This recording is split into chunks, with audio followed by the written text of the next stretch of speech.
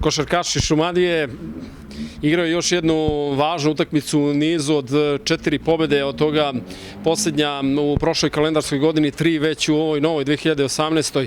Nenad Manojlović, predsjednik Skupštine Košarkaškog kluba Šumadija, 2017 naš sagovornik, evo već sutra o 19:30 Požarevac gostuje. Kako se pripremate za utakmicu?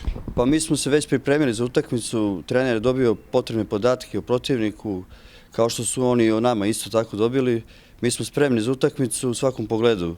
Očekujem vrlo tešku utakmicu, ne kažem da ćemo da pobedimo, ali vrlo trudit ćemo se da u utakmicu nastavimo niz koji smo do sad napravili, da nastavimo i dalje da pobeđujemo, s tim što bih pozvao ovim prilikom publiku da isprati u što većem broju, jer smo zaslužili ovim rezultatima koje smo postigli do sada da nastavimo zajedno tim putem.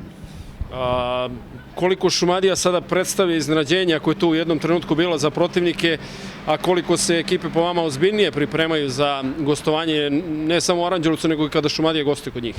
Pa vam kažem, upravo ovi rezultati koji smo mi ostvarili, verovatno sad nas mnogo ozbiljnije shvataju od utakmice sa Svilajncom, gde niko nije očekivao da mi to uopšte možda da dobijemo. Čak možda ni u Aranđelovcu mnogi nisu verovali. Jeste, bez poraza, sa ubedljivom, ozbiljnom igrom. Evo sad daću vam primer gde su oni sad ras u Novom Pazaru pobedili sa 30 razlike u gostima Svilajnaca. Tu ne bih umanjio ni, možda najspremnija fizička ekipa u ovoj ligi je upravo Požarevac. Tako da očekujem vrlo tešku utakmicu, ali mi se ne predajemo, sigurno ćemo se boriti kao što smo igrali protiv Svilajnca, nećemo dozvoliti lake poene.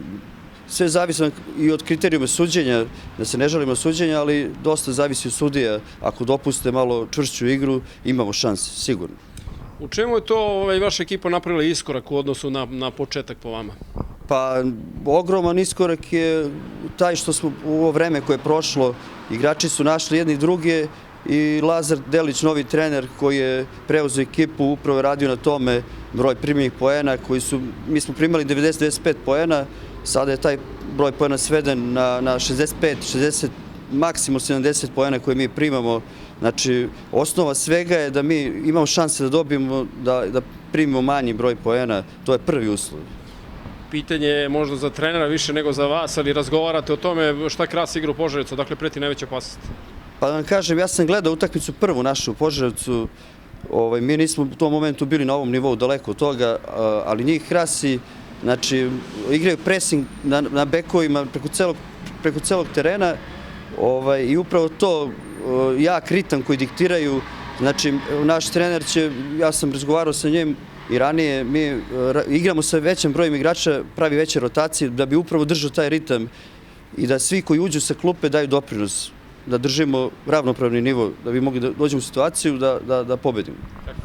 Da pozovemo omladinu, petak je 19:30, zgodan termin da prvo dođu u halu, malo pogledaju sporta, navijaju za Šumadiju, pa da onda krenu u grad. Da, upravo tako, odličan termin, znači prvo na utakmicu KK Šumadija od ove godine, a nadam se i u buduće da ćemo imati prilike sledeće godine da se borimo za prvo mesto i da jurimo viši rang, to je prvu srpsku ligu. Za kraj razgovora, kratak osvrt, to sam pitao i vaše sagovornike, odnosno svoje sagovornike ranije, vaše kolege. Seniorska košarka nekoliko puta pokušavala da zaživi u Aranđelovcu, nije uspela.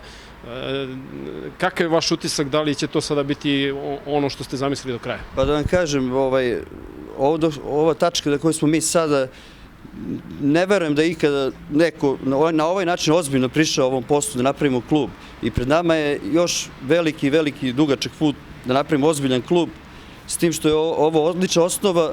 Mi moramo da radimo na tome da pravimo mlađe selekcije, pionire i da edukujemo trenere. Nažalost, mi nemamo ovde licencirane, par njih ima, oni su u drugim klubovima. Mi smo morali da dovedemo trenera iz Topole, s tim što ćemo mi sad slati na seminare i da školimo naše trenere i da napravimo sve selekcije od pionira, kadeta, juniora i da izbacujemo polako za prvi tim i da napravimo neku ozbiljnu priču, saradnju. Imamo veze, imamo svi mi veze sa Beogradom i sa trenerima, napravit ćemo i kamp u Aranđelovcu, tako da ćemo pozvati da edukujemo i da Aranđelovac stavimo. Aranđelovac nije više rukometni grad do sada bio, što ne znači da ne može da bude i košarkaški.